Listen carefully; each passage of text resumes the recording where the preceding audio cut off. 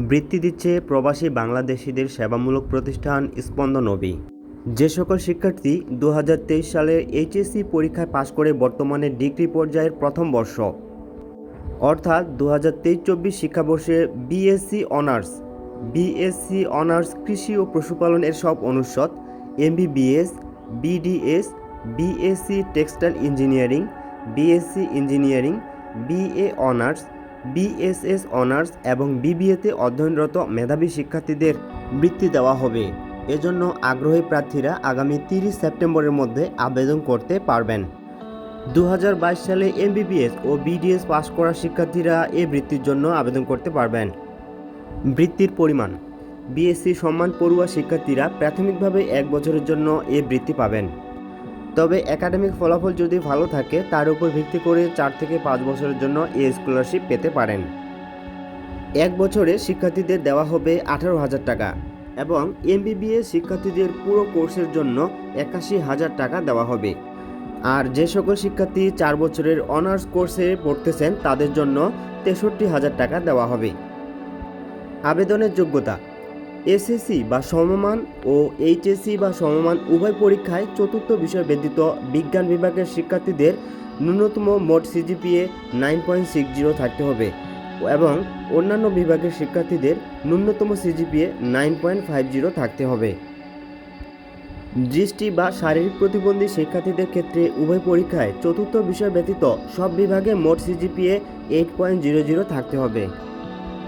আবেদনপত্রের সঙ্গে যে সকল কাগজপত্র লাগবে: 1 নম্বর অধ্যয়নরত প্রত্যয়নপত্র, যদি ফটোকপি হয় তাহলে সত্যায়িত করে নিতে হবে প্রতিষ্ঠানের প্রধান অথবা বিভাগীয় প্রধানের কাছে।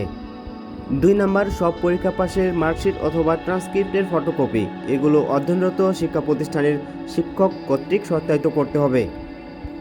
3 নম্বর সাম্প্রতিক তোলা 2 কপি পাসপোর্ট সাইজের ছবি, এগুলো অধ্যয়নরত শিক্ষা প্রতিষ্ঠানের শিক্ষকের কাছে সত্যায়িত করে নিতে হবে।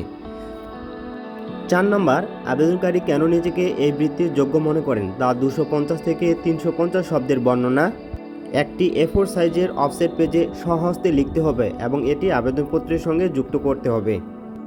5 নম্বর শিক্ষার্থী যদি এক্সট্রা কারিকুলামের সাথে যুক্ত থাকে অর্থাৎ শিক্ষার্থী পাঠ্যক্রম বহির্ভূত কোনো কার্যক্রমের সঙ্গে যুক্ত থাকে তাহলে তার ফটোকপি বা প্রমাণপত্র আবেদনপত্রের সঙ্গে যুক্ত করে দিতে পারে। যদি ফটোকপি হয় তাহলে শিক্ষা প্রতিষ্ঠানের শিক্ষকের কাছে সত্যায়িত করে নিতে হবে। এই 5 নম্বর পয়েন্টটি শিক্ষার্থীর ক্ষেত্রে খুবই গুরুত্বপূর্ণ, কারণ এক্সট্রা কারিকুলাম বিষয়গুলো শিক্ষার্থীর বৃত্তি পাওয়ার সম্ভাবনাকে এগিয়ে রাখবে।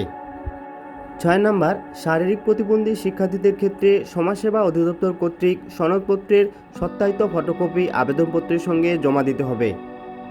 যেভাবে আবেদন করবেন: আবেদন ফর্মটি অনলাইন থেকে ডাউনলোড করতে হবে এবং তা সঠিকভাবে পূরণ করতে হবে। পূরণ করার পরে কুরিয়ার বা ডাকযোগে অথবা সরাসরি অফিসে পাঠাতে হবে। আবেদন ফর্মের ওয়েবসাইট লিঙ্ক ভিডিও ডেসক্রিপশন বক্সে দেওয়া থাকলো। বৃত্তি সংক্রান্ত কিছু গুরুত্বপূর্ণ ফোন নাম্বার এবং ঠিকানা আপনাদের সাথে শেয়ার করতেছি, আপনারা এই নাম্বারে যোগাযোগ করতে পারেন।